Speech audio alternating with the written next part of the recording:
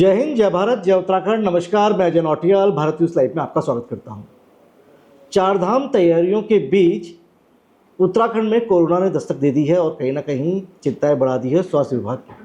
पहले से ही डेंगू से जूझ रहा स्वास्थ्य विभाग अब कोरोना को लेकर क्या तैयारी कर रहा है, क्योंकि कोरोना को लेकर एक डर तो है लोगों के मन में, वो डर बढ़े ना।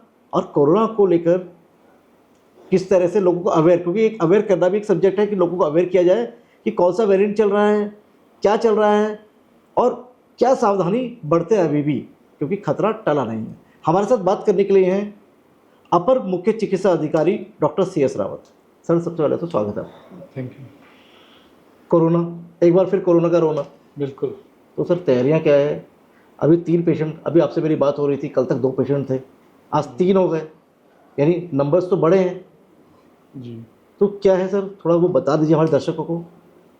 देखिए, ये ज़्यादा से इसमें पैनिक होने की ज़रूरत नहीं है, घबराने की कोई ज़रूरत नहीं है, क्योंकि ये जो पुराना वाला जो वेरिएंट है ओमिक्रॉन, यही एक उसका ही एक सब टाइप है जो कि बहुत ज़्यादा लीथल नहीं है, ख़तरनाक नहीं है।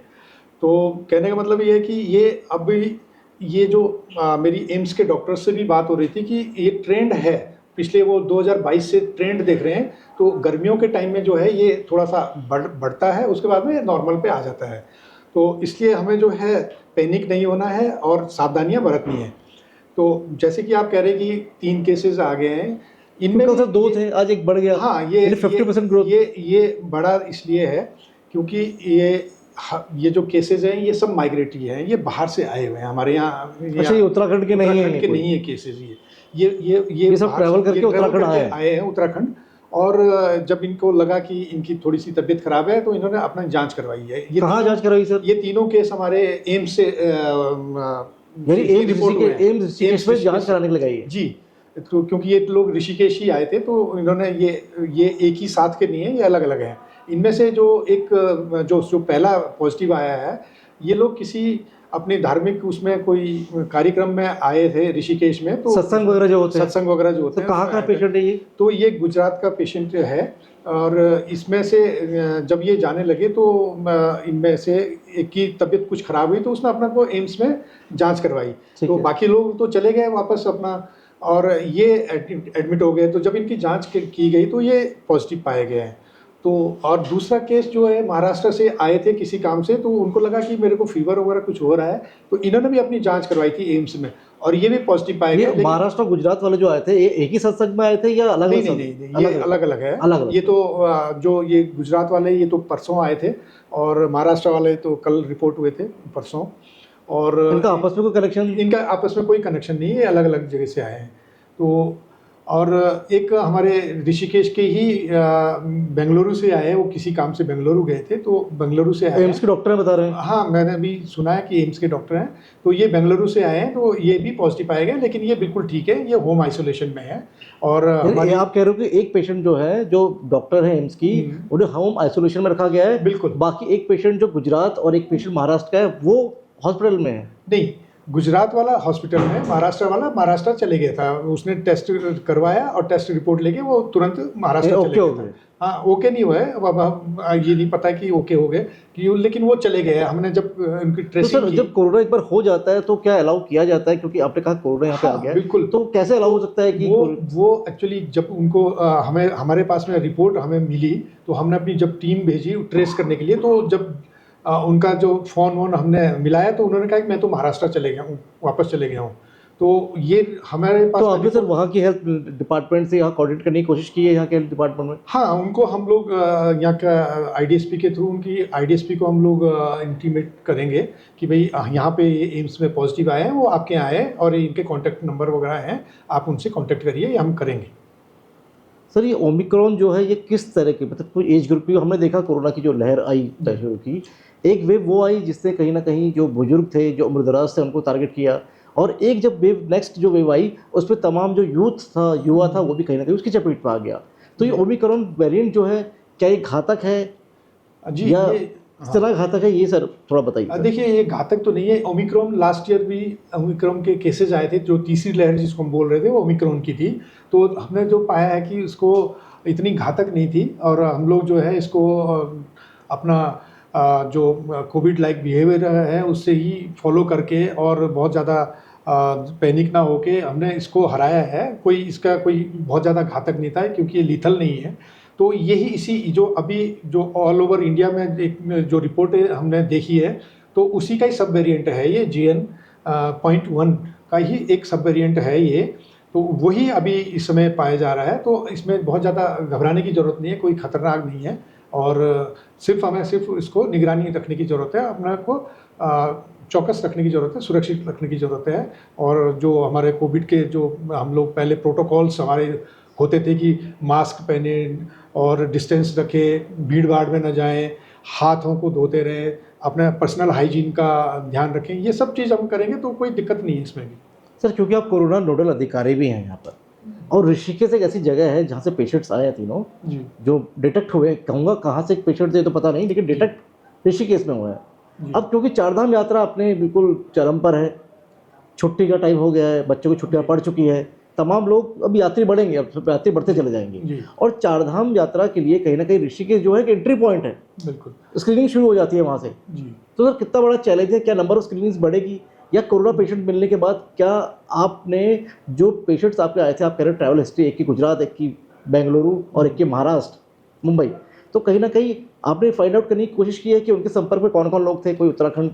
हाँ, ये हमने जैसे हमारे पास में रिपोर्ट आई है तो हमने अपनी टीम को ऋषिकेश भेजा है उनकी कॉन्टैक्ट ट्रेसिंग के लिए, लेकिन इनकी कोई भी यहाँ पे कोई कॉन्टैक्ट ट्रेसिंग नहीं थी। जो भी थे ये अपने में थे, उनके साथ में जो थे और चले गए। और जो जैसे कि आपने कहा कि अब ये ऋषिकेश चारधाम का एंट्री पॉइंट है इसके लिए, तो अभी हमारे पास में स्टेट से जो गाइडलाइंस आई है उसमें हम लोगों को टेस्टिंग को बढ़ाने के लिए और निगरानी रखने के लिए अभी हमने सारे अस्पतालों को, अपने जितने भी हमारे हॉस्पिटल्स हैं, डिस्ट्रिक्ट हॉस्पिटल है, सब डिस्ट्रिक्ट हॉस्पिटल्स है, CSC PSC, इनको हमने निर्देशित कर दिया है कि भाई आप लोग जो है फ्लू OPD को चलाएं। जो भी इस तरीके के अगर कोई रेस्पिरेटरी सिम्टम्स वाले कोई भी पेशेंट है तो वो आम मरीजों के साथ में ना उनको जांच करें, उनकी अलग से ही OPD चलाएं ताकि वो लोग जो है सीधे के सीधे अपने वहीं पे आएँ। और कोई अगर उसमें लगता है कि तो उसकी जो जांच करें और कोई पॉजिटिव होता है तो उसको आइसोलेशन में रखें और उनकी कॉन्टैक्ट ट्रेसिंग वगैरह हम लोग करेंगे। तो अभी सबको ही ये निर्देशित किया है कि भाई आप लोग जो है इसमें अपने को सुरक्षित रखें और जो कोविड लाइक बिहेवियर है उसको आप फॉलो करें।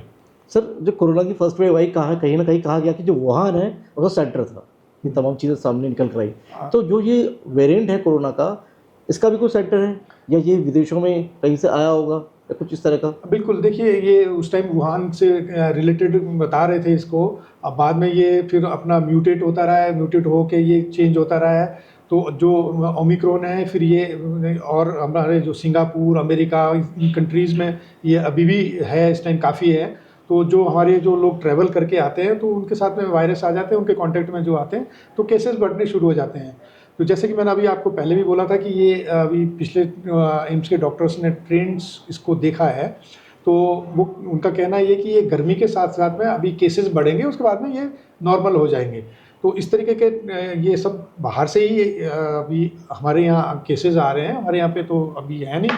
तो जो भी केसेस अभी तक आए हैं, जो ऑल ओवर इंडिया में जो लगभग 55-56 के केस टोटल केसेस हो चुके हैं, वो उनमें ज़रूर कोई ना कोई कॉन्टैक्ट ट्रेसिंग रही होगी। सर करोड़ों यात्री आते हैं हर साल चारधाम यात्रा की जी।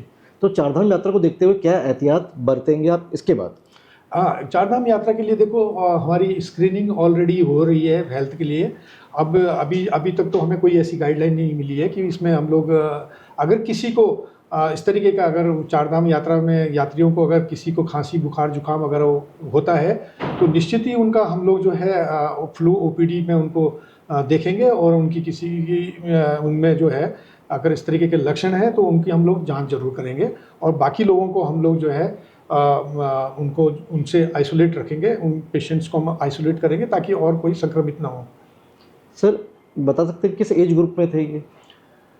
अभी एज ग्रुप तो अभी ये तो एज ग्रुप एक मिडिल एज ग्रुप है। अभी ऐसा कुछ इसमें अभी देखने में नहीं आया कि ये पर्टिकुलर ही एक किस एज ग्रुप को। हाँ, ये ज़रूर है कि अगर कोई कोमॉर्बिड कंडीशन में है तो उनको ये थोड़ा सा दिक्कत कर सकता है। सर जो ये पेशेंट हैं, 3 पेशेंट आए हैं, क्या इन्होंने कोरोना की दोनों डोज ली थी, जो कोरोना की वैक्सीन जो थी, क्या इन्होंने बूस्टर डोज लिया था? जी, अभी जो वैसे तो जो चले गए हैं उनसे हमारा ज़्यादा वो नहीं हो पाया है, जो लेकिन अभी जो केस हमारे पास हैं इनसे हमारी टीम की बातचीत हुई है। ये सब लोग पहले से ही इम्यूनाइज्ड थे, अब बूस्टर डोज वगैरह लगाई थी ये इन्होंने? सब लगे हुए हैं। लगे हुए थे। ये थे हमारे साथ डॉक्टर CS रावत, जिन्होंने तमाम चीज़ें बताई हमें कि कोरोना ने दस्तक जरूर दी है उत्तराखंड में, लेकिन इसको लेकर बिल्कुल सचेत है विभाग, और विभाग ने भी कहीं ना कहीं कमर कस ली है। स्क्रीनिंग हो रही है, टेस्ट हो रहे हैं कि कहीं कोरोना जो एक पीछे का जो इतिहास रहा है कोरोना का, जो भयावह इतिहास रहा है, वो अपनी पुनरावृत्ति ना करे। इसको रोकने के लिए पूरी तैयारियां हैं, क्योंकि चारधाम भी अपनी यात्रा जो है तैयारियां जोरों शोरों से चल रही है, और तमाम यात्री देश ही नहीं विदेशों से भी चारधाम यात्रा में यात्री पहुंचते हैं। मैं भारत न्यूज़ लाइव के लिए कैमरा पर्सन सेवर्धन सिंह के साथ अजय नौटियाल। भारत न्यूज़ लाइव से जुड़ने के लिए इसे लाइक, सब्सक्राइब और बेल आइकन दबाएं।